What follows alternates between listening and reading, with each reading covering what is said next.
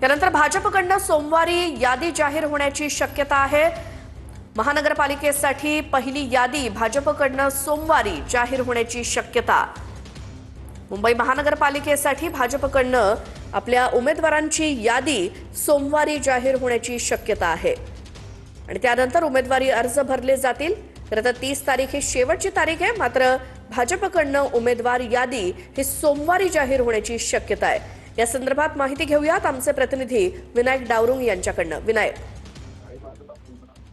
बरोबर आहे। गेल्या काही दिवसापासून आपण जर पाहिलं तर भाजपकडून विविध बैठका ज्या आहेत त्या घेतल्या जात आहेत, उमेदवार निश्चिती जी आहे ते केली जाते। आज सुद्धा मुख्यमंत्र्यांकडून मुंबईतल्या काही जिल्ह्यांचा आढावा जो आहे तो घेतला जातो। जी माहिती मिळते त्या माहितीनुसार सोमवारी भाजपची पहिली यादी जी आहे ती आहे अशी माहिती सूत्रांकडून दिलेली आहे।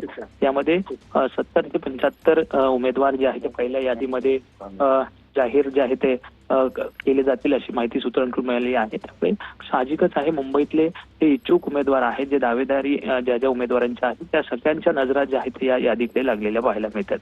बिलकुल विनायक, धन्यवाद या माहितीसाठी। सोमवारच्या या पहिल्या यादीकडे लक्ष असेल, मात्र त्यासाठी आज देखील अनेक बैठका वर्षावरती नियोजित आहेत।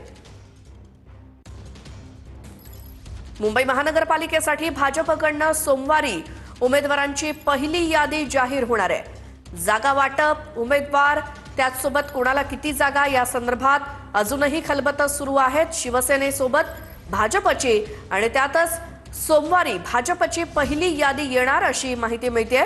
त्यासाठी आज पुन्हा एकदा